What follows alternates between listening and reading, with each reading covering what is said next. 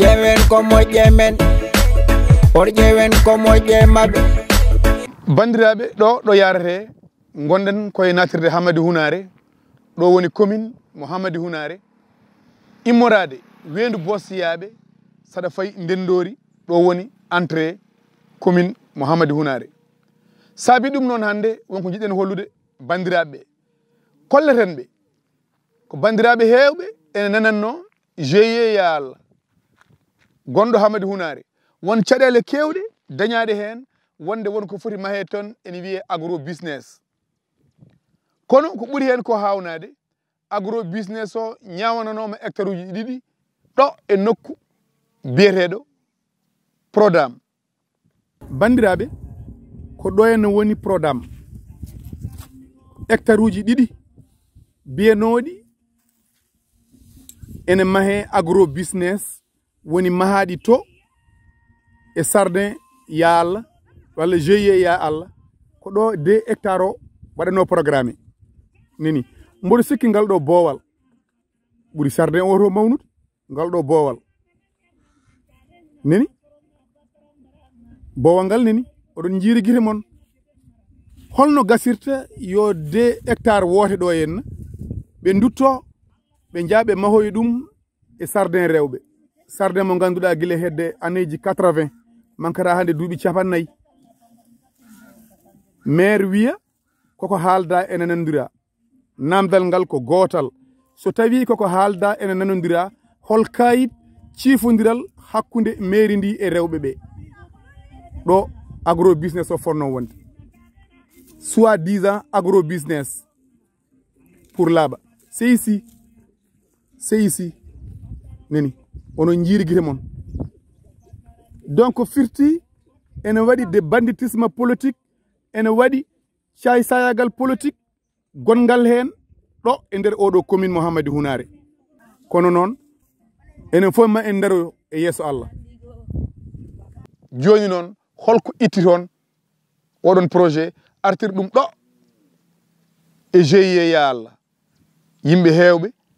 ene gondi e ngannumma ko wona ɗum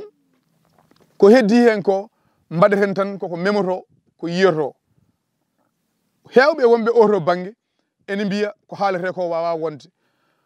ɓoyata mamin kollu on GIE ya Allah gonɗo hamady hounare mo ganduɗa centre mo ganduɗa waɗama créé guila hedde 1980 pawɗo seeɗa mankata duuɓi 40 hande kono mairie ndi won karapilyagal e tappalagal e kala banteyagal waɗi hen kono en nanino mawɗo nokku o monsieur le maire notre kirekou national wi hunde nde haaldama nanodirama so haaldama nanodirama ma laaɓa holko namda so tawi yimɓe kaldi nanodiri ciifodirat kayit nanodiral hakkude GIE ya Allah e mairie mo hamady hounare kayit o tolto woni so tawi waɗi nanodiral gonga e gonga worrewɓe ngari ɗo henna mbi centre agropole batteɗo ɗo o ko kañumen jeeyi terrain o ko hokkuɓe terrain o ko jeenaɓe ha guitti terrain mabɓe ɗum dokki ɗum kadi ko wasi Allah tan woni ɓe pewani kono kaalen kadi wodani so tawi aɗa dañi ɗum walla ɗon kadi garon ala source ganduɗa ɓen jogi alhaali en namno ɗo yiɗi holno yaari ko agropole wattede ɗum ko gouvernement o ministére de l' agriculture ko projet muɗum ministére de l' agriculture waɗanta ɗo yimɓe mahan ɗo yimɓe centre de formation waɗa ɗo magasin ɓe ganduɗa son waɗoɓe par exemple maraîchage ɓe so cuñi ene daña ɗo mofti chambre froide waɗe noon ɓuuɓi ɗo ganduɗa hay sinno ko ɗiɗi walla gueɗe mbaɗi noon ne wawi mofte hen so tawi ko légume kadi pour woto bonde ene wawi mofte hen mais ɗum wuuro ngo waɗna wona min o waɗna wona goɗɗo waɗna wuuro ngo waɗna ɓe mbi hen haaɓe kaali hen ɓe mbi ko won yenaɓe ƴefti terrain o dokki ɗum ɗo ko ɓe yiyande ko gouvernement fayi ministére de l' agriculture holmo yiyanata ministére de l' agriculture o hen kadi ko leydi commune o ɓe holli kadi koɓe ganda leydi ko watte affecté hay sinno kamɓe jeni ko ɓe ndeɓa hen mais so tawi won projet goɗɗo wiyama miijama ko ɗum ɓuuri wadde important mais ƴeftete hay sinno noon ko titre foncier wonna aɗa wawi waɗede exproprié woni laamu ne wawi ƴeftude e doole waɗa dédommagé jomum par ce que ko jogori waɗe te ko ɓuuri wadde importance ko waɗatano ɗon ko te terrain o kadi wona kañum fof hafta te kadi no ƴeftirani nde projet o ari min ƴeewi fof ɗo watte noddi ardiɓe jeeyi o en nodda woni sakkiru en jeynaɓe demen woni sine samba e mi anda hol wonɓe ardiɓe bato ardiɓe fedde nde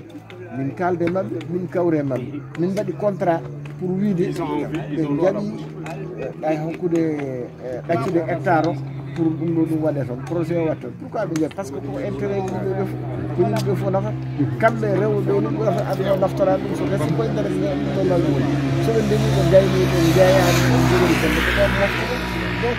koko yimɓeɓe ni wona maire jeeyi wona secrétaire municipal jeeyi wona conseil municipal jeeyi ko wuuro ngo jeeyi ɗum noon somi yi eɓe gara eɓe mbaɗa manifestation wondi ni min hirtinaade ni par ce que somi yehi yimɓe gonata jelde mi wara inde ko yimɓam yimɓe no kam hay paamani nafoore ko watte te kadi oɗon centre wona commune fof waɗa aɗa wawi yaade commune aji keɗɗi a yiyataɓe enen ɓuuro meɗen waɗama choisir ene waɗe centre garon mbiyon ɗum ɗo ha préfet ara sous préfet ara ɗon kadi pewani yimɓe so gonde enen fof ko développement kono ala développement liggey batte taw kawral waɗani ɓuuri bonde fof hunde fof ko ƴefta yimɓe noon ko famodiri te kadi ɗum ɗo famodirama ha ardiɓe fedde ɗo jaaɓi nder fedde ɗo so tawi on jaɓani ko batuji mon toon mbatton contesté kono so décision o ƴeftama ha gasi han kadi wonti ko décision majoritaire hay sinno an décision ƴeftaɗo o walanima tawde yimɓe ɓurɓe hewde ɓe jaɓiri décision ƴeftama contrat waɗama engagement on ƴefti wonde on jaaɓi ɗum fota ruttinede mais ardene haɓɓa tekkene daro ɗum ɗo kadi taw ko gonɗa e dow mum ko a anda a ala e lawol fewani gueɗe baɗe noon vraiment jinnomi haalande bandiraɓe famnudeɓe vraiment probléme ala ɗo henna